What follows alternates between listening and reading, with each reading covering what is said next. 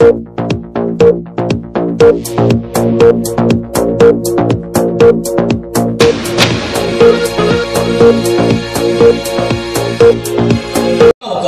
दुर्दैवाने ती स्थिती आली आहे की दोघांचे अनुयायी वेगवेगळे, पण ते दोघांचे अनुयायी एकत्र येऊन दोन्ही पुतळ्याचा जय जयकार करतात. असा एक देशाच्या इतिहासामध्ये लिहून ठेवावा लागेल असा जो कार्यक्रम या ठिकाणी होतोय, त्याला व्यासपीठावर उपस्थित राज्याचे मुख्यमंत्री माननीय देवेंद्रजी, केंद्रीय राज्यमंत्री माननीय रामदासजी आठवले, हा कार्यक्रम ज्यांनी घडवला, काकांची अनेक रूपं लोकांना पाहायला मिळतात. त्यातलं एक वेगळं रूप लोकांनी पाहिलं की बाकी ते संघर्षशील आहेत, सत्याग्रह करतात, मागण्या मान्य करून घेतात, पण समाजामधली तेढ संपवण्यासाठी काहीतरी केलं पाहिजे आणि ते करताना भरीव केलं पाहिजे. हे आज त्यांच्या ह्या आजच्या कार्यक्रमातून सिद्ध झालं. असं साधारणतः काही माणसं काही गोष्टींसाठी प्रसिद्ध असतात, पण काकांनी ह्या कार्यक्रमाच्या निमित्ताने असं दाखवलं की जे जे आवश्यक आहे या समाजाच्या विकासासाठी, या समाजाच्या एकोप्यासाठी ते मी करणार आहे असं दाखवणारे आपले खासदार संजय काका पाटील, व्यासपीठावर उपस्थित सर्वच मान्यवर आणि प्रचंड म्हणजे जिथे जिथे दिसेल तिथे माणसं दिसत आहेत, प्रचंड मोठ्या संख्येने उपस्थित बंधू आणि भगिनी. काल आपल्या सर्वांना आपल्या घरावर हल्ला झाला, आपल्या घरातलं एखादं माणूस गेलं, अशी तीव्र भावना मनामध्ये निर्माण झालेली घटना घडलेली आहे. देशातला प्रत्येक माणूस हळहळला, पण हळहळण्याच्या बरोबरीने छत्रपती शिवाजी महाराजांच्या वंशज असल्यामुळे तडफेने उठलेला आहे आणि तो देशाच्या नेतृत्वाला असं म्हणतोय की याचा बदला घ्या. छत्रपती शिवाजी महाराजांचे वंशज आम्ही, त्यांचे इतिहासातले दाखले मी सांगण्याची आवश्यकता नाही, आपण सगळेजण ते जगतो. आणि त्यामुळे कशा पद्धतीने गनिमी काव्याने बदला घ्यायचा हे या देशाच्या नेतृत्वाला सांगण्याची आवश्यकता नाही. एकदा सर्जिकल स्ट्राईकच्या निमित्ताने घेतलाय, पण पाकिस्तानला त्यातून धडा मिळाला नाही. वारंवार 65 आणि 71ला 2 वेळा खुलेआम पिछेहाट झाल्यानंतर सुद्धा समोरून येऊन लढण्याची हिंमत नाही, तर पाठीत वार करण्याची आणि भ्याड हल्ला करण्याची ही परंपरा त्यांची आहे. मला असं वाटतं की देशातला प्रत्येक नागरिक म्हणजे पक्ष ठेवा बाजूला, सरकार ठेवा बाजूला, पण देशाचं जे नेतृत्व आज आहे त्या नेतृत्वाने याचा बदला घेतला पाहिजे अशी आपल्या सगळ्यांच्या मनामध्ये भूमिका आहे. मी सुरुवात करताना असं म्हटलं की एक ऐतिहासिक कार्यक्रम या ठिकाणी होतोय. मी खंत मनामध्ये व्यक्त केली की परमेश्वराने आम्हाला जन्माला घालताना सगळ्यांना सारखं जन्माला घाल. असं नाहीये की निळा झेंडा घेतला म्हणून दलित समाजाचा जो कार्यकर्ता आहे त्याच्या शरीरामध्ये निळं रक्त आहे. असं नाहीये की भगवा झेंडा घेतलेला जो कोणी छत्रपती शिवाजी महाराज की जय म्हणणार आहे त्याच्या शरीरामध्ये भगव्या रंगाचं रक्त आहे. सगळ्यांच्या शरीरात रक्त आहे, डोळे 2, कान 2, नाक आहे, सगळे. त्यामुळे देवाने जन्माला घालून खाली पाठवताना भेद निर्माण केले नाही, परंतु राज्यकर्त्यांनी मात्र स्वतःच्या स्वार्थासाठी भेद निर्माण केले, निसर्गाने निर्माण केले. हे सगळे रंग जे आहेत ना ते एका इंद्रधनुष्यामध्ये आहेत, वेगवेगळ्या इंद्रधनुष्यात नाहीये.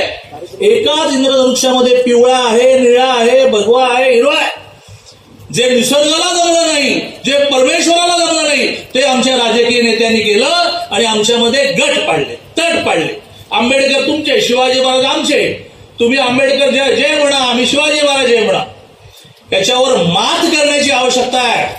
देश कुठे चाललाय, जग कुठे चाललेलं आहे आणि राजकीय नेते आपल्याला मतं मिळण्यासाठी आपल्यामध्ये फूट निर्माण करण्याचा प्रयत्न करतायत. आणि त्यामुळेच कोणीतरी गमतीने असं म्हटलं की जाता जात नाही, ती जातच नाही, ती इथे धक्के मारा, ती जातच नाहीये. ती घालवण्याचं काम अशा कार्यक्रमाच्या माध्यमातून आपल्याला केलं पाहिजे की बाबासाहेब आमचे आहेत, शिवाजी महाराज आमचे आहेत. आज इथे बसलेले जर सगळेजण ह्या भूमिकेतून आले असतील तर आज इथून गेल्यानंतर मी कुठल्याही समाजाचा असू दे, माझ्या घरामध्ये बाबासाहेब आंबेडकरांचा फोटो लागला पाहिजे. चौकात लावणं सोपं आहे हो, घरामध्ये लावा. वृद्ध आई वडिलांना समजावून सांगा की बाबासाहेब सुद्धा माझे नेते आहेत, शिवाजी महाराज जेवढे माझे नेते आहेत तेवढे बाबासाहेब नेते. हे सांगण्याचं धाडस आपल्या कुटुंबामध्ये दाखवा. आणि मला असं वाटतं की ह्या धाडसाची सुरुवात काकांनी तासगाव शहरामधून केलेली आहे. एकाच दिवशी दोन्ही पुतळ्यांचं उद्घाटन. दोन्ही पुतळे तेवढेच प्रचंड, कुठेही 1 इंच मागे पुढे नाही, कारण दोन्ही तेवढीच गगनाएवढी उत्तुंग व्यक्तिमत्व आहे. आणि त्यामुळे या कार्यक्रमाच्या निमित्ताने काकांचं मनापासून अभिनंदन करतो आणि माझं बोलणं संपवतो. आपलं मनोगत व्यक्त करतात. आजच्या कार्यक्रमासाठी आवर्जून उपस्थित राज्याचे तडफदार मुख्यमंत्री आदरणीय देवेंद्र फडणवीस साहेब, केंद्राचे राज्यमंत्री आदरणीय रामदास आठवले साहेब, आत्ताच आपल्याला मार्गदर्शन केलेले आदरणीय चंद्रकांतदादा पाटील, या जिल्ह्याचे खासदार आदरणीय संजय काका पाटील साहेब, व्यासपीठावरील सर्व लोकप्रतिनिधी, सर्व पदाधिकारी, उपस्थित सर्व बंधू भगिनी, पत्रकार मित्रांनो, प्रथम मी पुलवामा या ठिकाणी जे शहीद जवान झालेले आहेत त्या सर्व शहीद जवानांना नतमस्तक होऊन त्यांना श्रद्धांजली अर्पण करतो. त्यांच्या कुटुंबियावर जे संकट निर्माण झालेलं आहे त्या संकटातून सावरण्याची शक्ती त्या सर्व कुटुंबियांना देवो. त्या सर्व कुटुंबियाच्या पाठीशी संपूर्ण भारत देश राहणार आहे अशा प्रकारची ग्वाही सुद्धा आपल्या सर्वांच्या वतीनं देतोय. आज खऱ्या अर्थानं माननीय मुख्यमंत्री या कार्यक्रमाला आलेले आहेत. देशामध्ये आतंकवादी हल्ले करतायत. आज संपूर्ण देश एकसंघ होऊन आज देशाच्या नेतृत्वाला ताकद देतोय, देशाच्या नेतृत्वाला खुणावतोय. या शहीदाने जे बलिदान दिलेलं आहे त्या बलिदानाचा बदला घेतल्याशिवाय होऊ नका असा संपूर्ण भारत देश मागतो.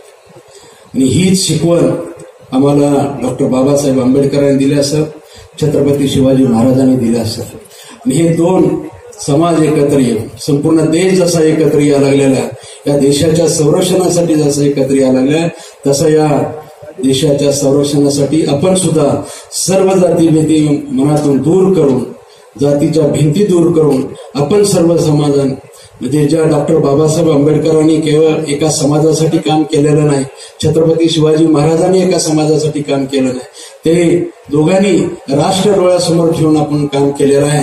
आणि तोच आदर्श ठेवून आपण सर्वांनी मिळून या पुतळ्याच्या अनावरांचं निमित्त असं, परंतु आज झालेली देशातली जी दुर्घटना आहे ती दुर्घटना आणि आज ज्या डॉक्टर बाबासाहेब आंबेडकरांच्या पुतळ्याचं अनावरण आणि आज छत्रपती महाराजांच्या पुतळ्याचं अनावरण हे दोन्ही कार्यक्रम आज आम्हाला प्रेरणा देणार आहेत. आणि म्हणून आज आपण एक शपथ घेऊन, आज एक प्रेरणा घेऊन जाऊन या दोन नेत्यांनी जे आम्हाला शिकवण दिलेले आहे, समाजातल्या जातीभेदी सोडून या देशासाठी आम्ही एकसंघ होऊ आणि देशाच्या नेतृत्वाला सांगू तुम्ही पुढे जावा, आम्ही तुमच्या पाठीशी खंबीरपणे संपूर्ण देश आहे अशा प्रकारचा संदेश आपण या निमित्तानं देऊ. मी आपल्या सर्वांचं मनापासून आभार मानतो. विशेष करून माननीय मुख्यमंत्री तब्येत ठीक नसताना सुद्धा केवळ डॉक्टर बाबासाहेब आंबेडकरांचं प्रेम, छत्रपती शिवाजी महाराजांचं असलेली श्रद्धा आणि या सांगलीकरांवरती असलेलं प्रेम, या सगळ्यांच्या प्रेमाखातर तब्येत ठीक नसताना सुद्धा आलेले आहेत. मी त्यांचंही मनापासून आभार मानतो. थांबतो. धन्यवाद.